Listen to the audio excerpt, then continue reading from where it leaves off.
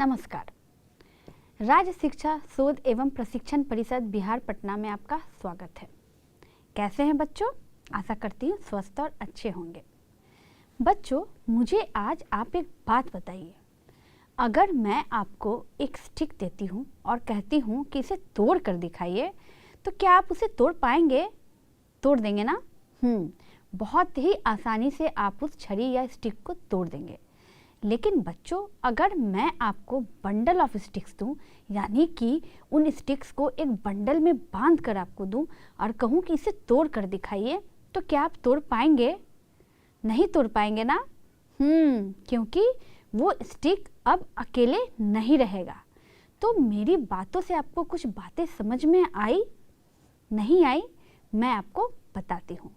बच्चों, आज जो मैं आपको लेसन पढ़ाऊंगी ना, उस लेसन का नाम है यूनिटी इज स्ट्रेंथ, यानी कि लेसन 11 यूनिटी इज स्ट्रेंथ। यानी इसका मतलब क्या हुआ? यानी कि एकता ही बल है। तो बच्चों, आपने इंग्लिश में एक कहावत सुनी होगी। हम हमेशा कहते हुए लोगों को सुनते हैं ना, united we stand, divided we fall.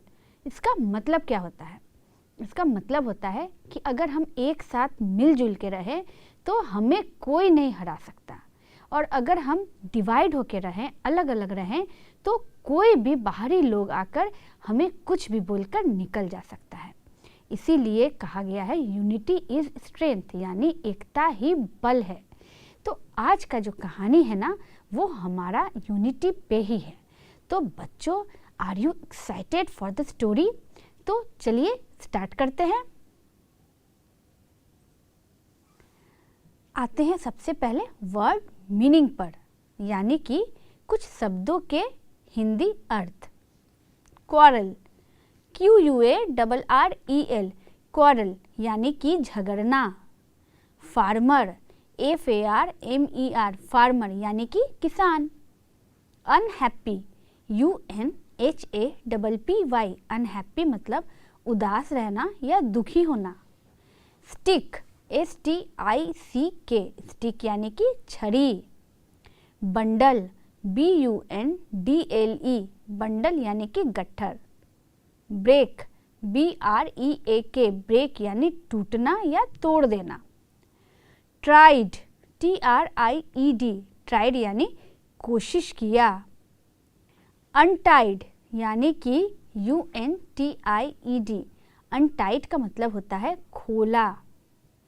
Easily, EASILY, easily का मतलब आसानी से। यूनिटी, UNITY, यूनिटी का मतलब हुआ एकता। उसके बाद है स्ट्रेंथ, STRENGTH, स्ट्रेंथ यानी कि बल या फिर शक्ति। फिर है पीसफुली, यानी कि PEACEFULLY, पीसफुली यानी कि शांतिपूर्वक। और अंतिम वाला शब्द है रिजल्ट, यानी कि RESULT, रिजल्ट यानी सफलता या फिर परिणाम। तो बच्चों, आपने यहाँ वर्ड मीनिंग्स देखे, कुछ इंग्लिश शब्दों के हिंदी अर्थ देखे। अब हम इन शब्दों को देखेंगे कि आगे के चैप्टर में कहाँ यूज़ हो रहे हैं। तो अब जब हमें उनका हिंदी अर्थ पता चल गया है, तो बच्चों आपको इस चैप्टर में ये वर्ड जब भी आएंगे तो अब आपको समझने में कठिनाई बिल्कुल भी नहीं होगी। तो बच्चों, क्या आप तैयार हैं इस कहानी को पढ़ने और समझने के लिए? और सिर्फ पढ़ना और समझना ही नहीं, इस कहानी से हमें सबक भी लेना है। तो let's start the chapter unity is strength. तो आइए इसको कुछ पिक्चर्स के थ्रू हम समझते हैं। स्टोरी यानी कहानी। There was a farmer, he was very old, यानी कि एक किसान था, वो बहुत बूढ़ा हो चुका था। तो बच्चों, ये कहानी किसके बारे में है? ये कहानी है एक ओल्ड फार्मर के बारे में, यानी कि एक बूढ़े किसान के बारे में, जो कि अब बहुत बूढ़ा हो चुका था। तो आइए आगे देखते हैं। He had 4 sons. They always quarreled with one another. यानी कि उसके 4 पुत्र थे, 4 बेटे थे, परंतु बच्चों आपको पता है वो हमेशा आपस में एक दूसरे से झगड़ा करते रहते थे, हमेशा एक दूसरे से फाइटिंग यानी कि क्वारल करते रहते थे। यानी कि चारों बेटों में उनका नहीं पड़ता था आपस में। वो जब भी चारों एक साथ होते थे तो क्या होता था, हमेशा झगड़ा होता था। फिर क्या होता है, आइए आगे देखते हैं। The farmer was very unhappy, he wanted them to live peacefully, he tried much but without any result. बच्चों उनके झगड़े से उनके पिताजी जो ओल्ड फार्मर था ना, वो बहुत उदास रहते थे, वो बहुत परेशान और हमेशा दुखी रहते थे। उनको लगता था कि उनके चारों बेटे आपस में हमेशा झगड़ा करते रहते हैं, तो फिर कैसे काम चलेगा। उनके झगड़ों को देखकर वो बूढ़ा फार्मर हमेशा उदास रहता था और उन्हें बहुत समझाता था, पर उनका समझाना बिल्कुल व्यर्थ जाता था, क्योंकि वो चारों उनकी बातों को बिल्कुल नहीं समझते थे और हमेशा आपस में झगड़ा करते रहते थे। फिर देखिए क्या होता है। Finally he made a plan, he called all his sons. अब क्या होता है बच्चों कि वो बूढ़ा फार्मर सोचता है कि मैं क्या करूं, कैसे इनके झगड़ों को समाप्त करूं।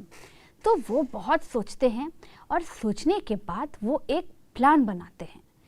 ठीक है, तो एक प्लान बनाने के बाद वो क्या करते हैं कि एक दिन अपने चारों पुत्रों को, अपने चारों सन्स को वो अपने पास बुलाते हैं। फिर क्या होता है, he said to them, my dear sons, go out and bring some sticks. Each son brought sticks and gave them to him. अब वो ओल्ड फार्मर क्या करता है कि वो बोलता है अपने बेटों को कि चाहिए आप लोग चारों बाहर जाइए और बाहर से एक एक स्टिक यानी एक एक छड़ी लाकर मुझे दीजिए। वो चारों बेटे जो रहते हैं ना फार्मर के, वो चारों बाहर जाते हैं और चारों एक एक छड़ी चुनकर लाते हैं और ला करके उसको अपने पिताजी को देते हैं। पर उनको समझ में नहीं आ रहा था कि आखिर पिताजी को क्या हो गया है, वो हमें अलग अलग छड़ी लाने के लिए क्यों कहे हैं चारों को। परंतु वो चारों जाकर के अलग अलग एक एक छड़ी लाते हैं और अपने पिताजी को ला करके देते हैं। फिर क्या होता है, आइए आगे देखते हैं। The farmer made a bundle of sticks and said to them, dear sons, come one at a time and break the bundle. उसके बाद क्या होता है कि वो फार्मर क्या करता है कि सारे स्टिक्स को वो अपने बेटों से ले लेता है अलग अलग और उनको एक साथ इकट्ठा करके उसका एक बंडल बनाता है। ठीक है, तो जब सारे स्टिक्स एक साथ मिल जाते हैं तो वो ओल्ड फार्मर उसका एक बंडल बनाकर उसे बांध देता है और उसके बाद वो कहता है अपने चारों बेटों से कि अब तुम लोग एक एक करके आगे आओ और आकर इस स्टिक के बंडल को तोड़ो। ठीक है, तो अब उनको समझ में नहीं आता है कि क्या करें। तो पहले तो उनको लगता था कि अरे पिताजी ने छड़ी लाने के लिए कहा है तो छड़ी लेकर जाऊंगा, अगर पिताजी ने तोड़ने के लिए कहा तो एक छड़ी तो किसी से भी टूट जाएंगी। लेकिन उस ओल्ड फार्मर ने क्या किया कि सारे छड़ियों को इकट्ठा करके उसे बंडल में बांध दिया और अब उसने एक एक करके अपने बेटों को आगे बुलाया और कहा कि अब इस छड़ियों के बंडल को तुम तोड़ो। तो देखिए क्या होता है, all the sons tried but no one could break it. चारों बेटे क्या करते हैं कि बंडल को हाथ में लेते हैं और बहुत कोशिश करते हैं बंडल को तोड़ने की, लेकिन बंडल नहीं टूटता है। चारों बेटे एक एक करके अपने हाथों में वो बंडल लेकर भरपूर कोशिश करते हैं कि किसी तरह से वो छड़ियों का बंडल टूट जाए, लेकिन चारों बेटे क्या होते हैं, असफल हो जाते हैं। उनसे वो छड़ियों का बंडल नहीं टूटता है। फिर आगे क्या होता है, the farmer then untied the bundle and gave one stick to each son and asked them to break। अब क्या होता है कि ओल्ड फार्मर उस बंडल को ले लेते हैं और उस बंडल को अनटाइट करते हैं, यानी कि उस बंडल को खोल देते हैं और सारे छड़ियों को, चारों छड़ियों को वो अलग अलग कर देते हैं। फिर वो क्या करते हैं कि एक एक बेटे को बुलाकर वो एक एक छड़ी देते हैं और कहते हैं कि बंडल तो तुमसे नहीं टूटा, अब ये अलग अलग छड़ी जो मैंने तुमको दिया है उसे एक एक करके तोड़ के दिखाओ। तो क्या ये छड़ी टूट जाएगी? आइए आगे देखते हैं। Each son broke his stick easily. The old farmer said, "You see, unity is strength." उसके बाद क्या होता है कि सारे बेटे जो रहते हैं, चारों बेटे, वो अलग अलग स्टिक को तुरंत तोड़ देते हैं। तो वो ओल्ड फार्मर उनको क्या कहता है पता है? वो कहता है कि देखा तुमने, ये अकेला स्टिक कैसे टूट गया और वो बंडल वाली जो स्टिक्स थे वह नहीं टूट रहे थे। इसीलिए मैं कहता हूँ कि यूनिटी इज स्ट्रेंथ, यानी कि एकता ही बल है। तो बच्चों, आपने देखा ना कि कैसे इस कहानी के जरिए इस ओल्ड फार्मर ने हमें एक लेसन सिखाया। वो लेसन हमें क्या सिखाया? हमें सिखाया कि यूनिटी इज स्ट्रेंथ, यानी कि एकता ही बल है या फिर एकता में ही बल है।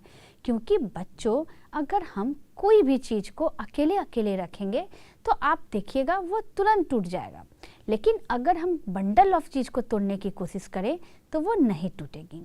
ठीक उसी प्रकार जब हम अकेले रहते हैं तो कोई भी हमें आकर के लड़कर झगड़कर या कुछ कह के चला जा सकता है, लेकिन अगर हम एक साथ मिल कर रहे, ग्रुप में रहे, एक साथ मिलजुल कर रहे, तो कोई भी हमारा बाल बांका तक नहीं कर सकता है ना। इसीलिए मैंने शुरू में आपको इंग्लिश में एक कहावत कही थी ना, united we stand, divided we fall. तो हो गया ना ये कहावत भी सच। तो आशा करती हूँ आपको ये कहानी अच्छी लगी होगी और आपने इस कहानी से सबक भी लिया होगा। तो बच्चों, आपको अगर ये कहानी समझ में आ गई तो आइए आगे बढ़ते हैं और कुछ प्रैक्टिस एक्सरसाइजेस करते हैं। पहले क्वेश्चन और आंसर। आंसर दीज क्वेश्चंस, यानी कि प्रश्नों के जवाब दें। पहला क्वेश्चन है, why did the old farmer call his sons, यानी कि जो बूढ़ा फार्मर था उसने अपने बेटों को क्यों बुलाया था। तो बच्चों, मुझे जल्दी से कहानी को याद करके जवाब दीजिए कि ओल्ड फार्मर जो थे उन्होंने क्यों अपने चारों बेटों को अपने पास बुलाया था और बुलाकर उन्होंने क्या कहा था। याद है कुछ कहानी में जो मैंने आपको शुरुआत में ही बताई थी? तो सोचिए और जल्दी से उसका उत्तर दीजिए। आइए अपने आंसर को भी देखते हैं।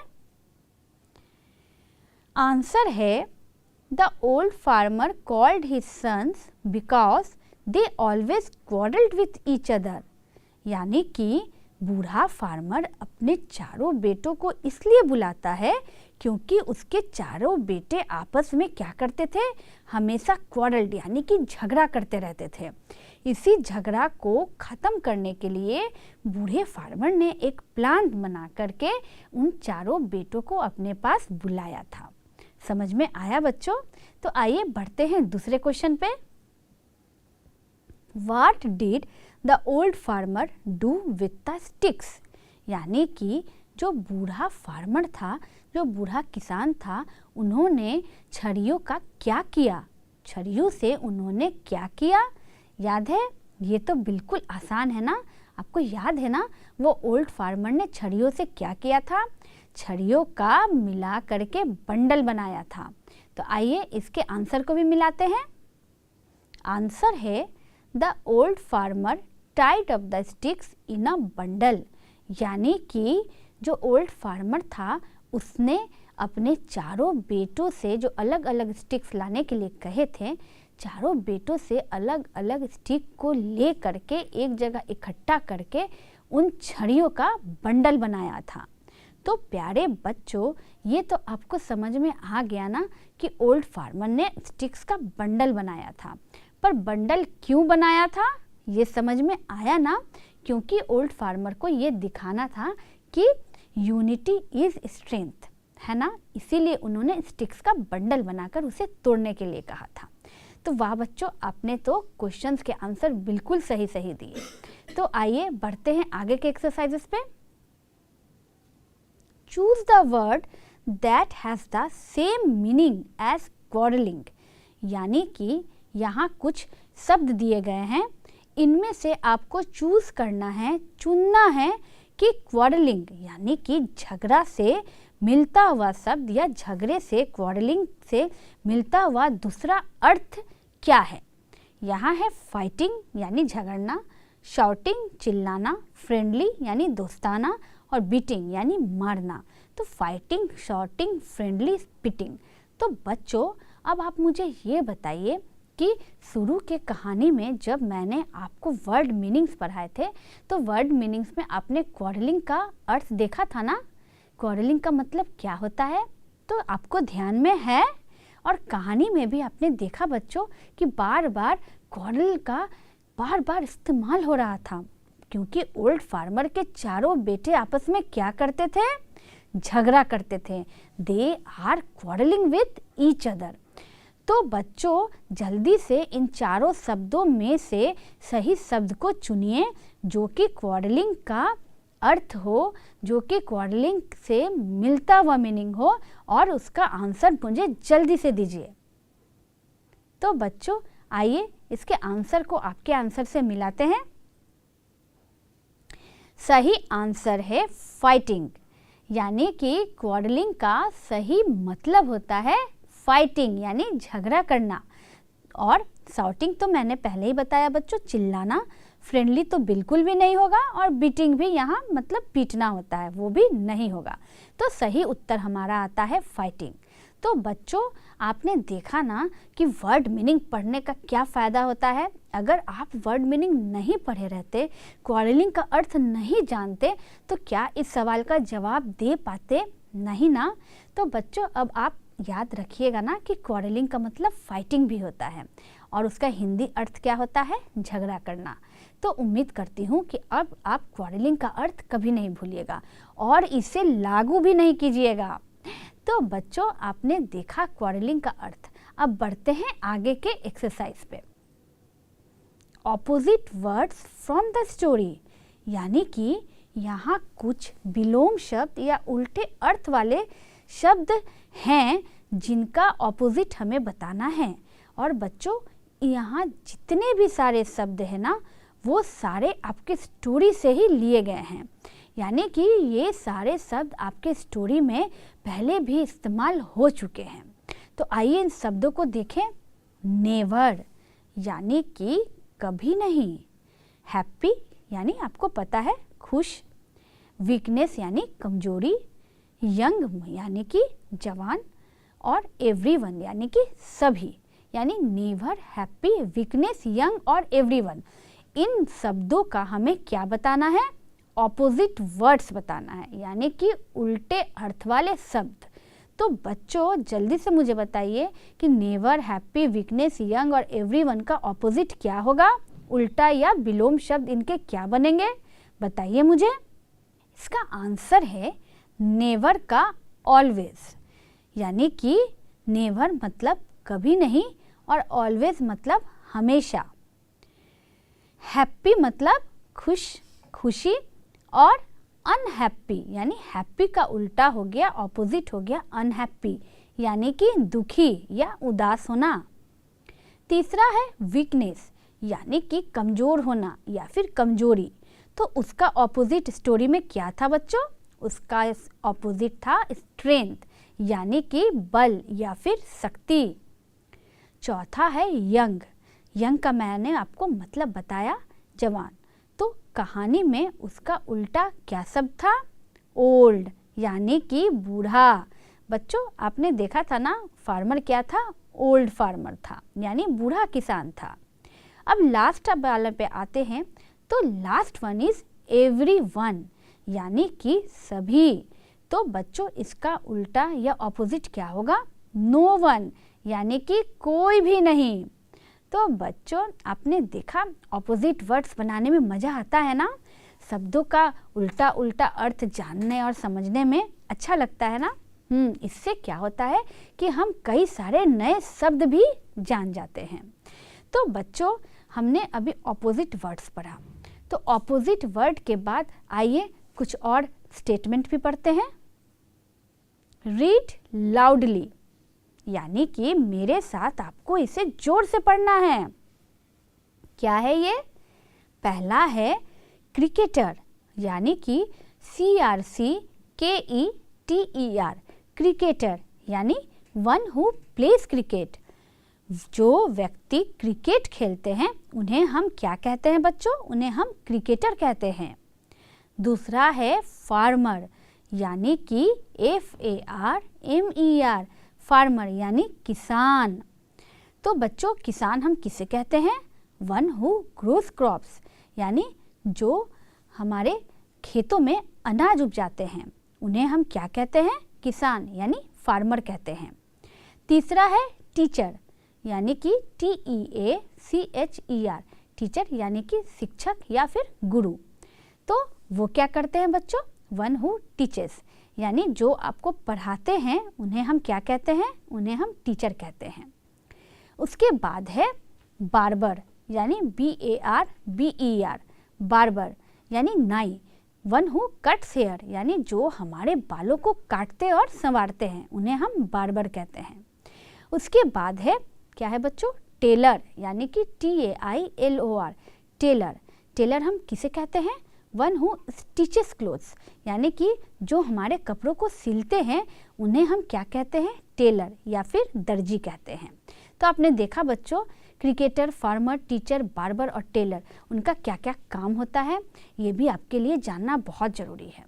इसी तरह से बच्चे कुछ और भी लोग होते हैं, जैसे डॉक्टर होते हैं, इसी तरह से इंजीनियर होते हैं। तो सभी लोगों के अलग अलग कुछ कुछ काम होते हैं। कॉबलर होते हैं। तो सभी लोगों के कुछ कुछ अलग अलग काम होते हैं, जो कि आपको मैंने पिछले प्रीवियस चैप्टर में भी बताया और सिखाया था। उम्मीद करती हूँ कि यहाँ भी आपने इसे पढ़ा और अच्छे से समझा होगा। नोट तो किया है ना आपने? जो भी मैं पढ़ाऊँ बच्चों उसे हमेशा नोट करते रहिए, ताकि आपको आगे चल के किसी भी तरह की परेशानी ना हो और आप उसे घर पर भी रिवाइज कर सकें। तो बच्चों, आज की जो कहानी थी यूनिटी इज़ स्ट्रेंथ, ये आपको कैसा लगा? अच्छा लगा ना? तो आज घर जाके आपको क्या करना है पता है ना? आपको घर जाके यूनिटी इज़ स्ट्रेंथ की कहानी आपको अपने पेरेंट्स को सुनानी तो है ही, साथ में इसके एग्जाम्पल भी देकर आपको दिखाने हैं। यानी कि एकता में बल है, ये आप कैसे दिखाइएगा, ये आपका होमवर्क है। अगले क्लास में जब मैं आपसे मिलूंगी ना बच्चों, तो मुझे आप बताइएगा कि आपने यूनिटी इज़ स्ट्रेंथ को कैसे दिखाया या दर्शाया था। तो बच्चों, आशा करती हूँ कि आपको ये कहानी बहुत अच्छी लगी होगी और इससे आपको एक अच्छा लेसन या अच्छा सबक भी मिला है ना, कि हमें एक साथ मिलकर हमेशा रहना चाहिए। तो बच्चों, इसी के साथ मैं आज का क्लास यहाँ स्टॉप करती हूँ, ख़त्म करती हूँ। आशा करती हूँ कि आपको ये चैप्टर अच्छे से समझ में आ गया होगा और एक्सरसाइजेस भी आपने अच्छे से बना लिया है। तो अगले क्लास में फिर मैं एक नए टॉपिक के साथ, एक इंटरेस्टिंग टॉपिक के साथ आपके सामने आऊँगी। तब तक बच्चों, take care and good bye. Thank you.